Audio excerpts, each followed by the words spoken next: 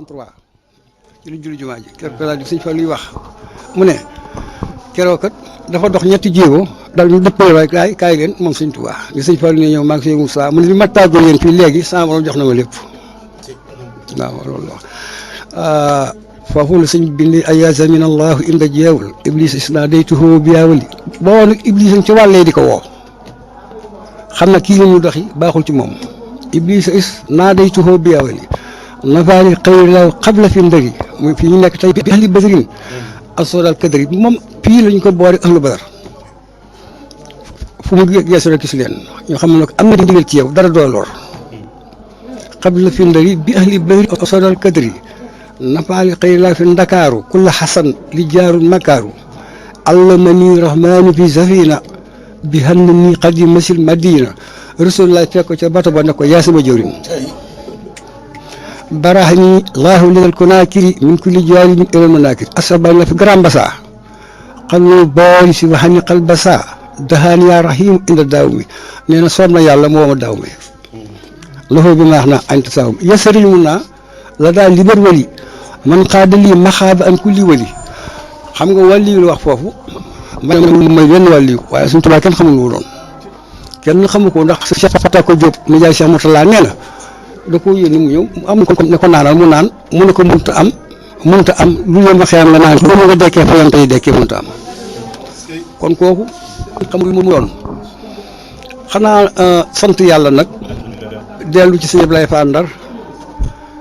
muy mbokkam am adduna rek lay wax di ku lewet ku baax ku bàyyam sédd ndax bàyyam moo ko ne woon Ablaye Fall garab su fekkee bu Ablaye mbaa muy nga mu ne ko man loolu la yow mu ne ko garab su fekkee bu sëqee kenn ku ne xeet sa kër day mu sa moo ko waxoon de woo yaay mu ñëw mu ne ko fii ma toog Ablaye dina fi toog yaa ma koy wax si waaye seen mbokk la dafa dëkk Gétt Ndar Yirim ba ñu wàdd jur ko jur Fapal wàdd jur Banda wàdd mu dëkk Ndar noonu kon liggéey bii ñuy liggéey ci fii di tegal sëñ Touba ñaari rakk yi sëriñ bi kenn ku ne am na loo diggaale ak sa borom ñu baax ñi nag baax nañu de waaye sëñ bi amul morom ndax boo demee sax sëñ baa ngi lim ci tasawudu si xaar amma jamihu lan bi yaayi wa rusul faxakadun ina na luuf yaa rajul wa adadu rusuli jiimun suma yaa badama muhammadu siinun fahiya amma jamihu lan bi yaayi wa rusul faxakadun mina uluuf yaa rajul ñoom nekk nañu téeméeri junni ak ñaar fukki junni ak ñeenti junni ci ay rusul yi ak lan bi yaay bokkul xam nga rusul gënul lan bi yaay dañoo bokk leen digal rek lan bi yaay daal di ca kër ga njàpp rusul yi ni ca marché ba ñoo yem rek ñaari gone nga ne kaay kii jëndali ma lee kii yónni nga ko waaye ñoo yem saa borom nag ñoo ngi ñaan mu barkeel sëñ Ngor Beer sa rajo bi ak sëñ Amet Fall mu jiite kuréel yi ak mboolem kenn ku ne fa nga jiite ña nga jiite muy góor yi jigéen rijal ni saa waaw jàmmi xan rek waaw sëñ Tuubaa kenn nga Ahmaduna al Muxtaar sallallahu loolu wax rasulullah waali wa sahbi tilaahu tagg na ko ay tagg da koy may ba mujj amatul lu mu may yonte bi jox na ko lu amoon lépp suñ maam ji sàgganut dafa waxoon ne buñ fi nekkatul maag si baam ñun ñaar lañu tudd moo ko waxoon de ñun ñaar lañu tudd ku ko tudd ma Cheikh Ra ko waxoon xanaa kon ana sëñ bi ñu boobeel sëñ ma dikkee Jaañ sëñ ma dikkee Ñang këram ni mu jëm waaw sëñ Diène waaw moom la boole waaw ñoom waaw Ñang kon ñu ànd dem foofu ca fa ngeen jëm inshallah te ñu ànd baax waaw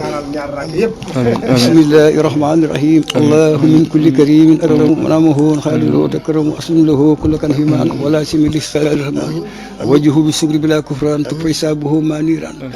fadat wa yahilu wadat fa yahilu wasat fa yahilu wa hatma yahilu kam ka yahilu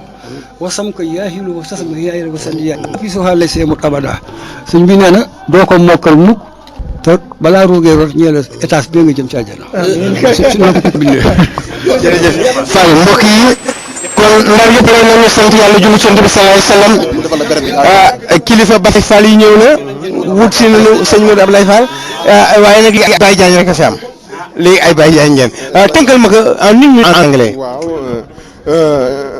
Good afternoon, everybody in Ndar.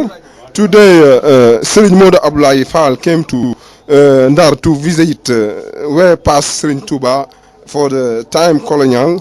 to say for people who is Serigne Touba. Serigne Touba is the only man in these Muslims. Serigne Touba is the greatest, is the headmaster of Khadimul of Rasulullah sallallahu alaihi wasallam. Thanks. Thank you very much. léegi nag Ousseynou Diop ñu déglu tuuti way soog laa joxaat antenne bi yàgg Maître Alioune Abatal bi Guèye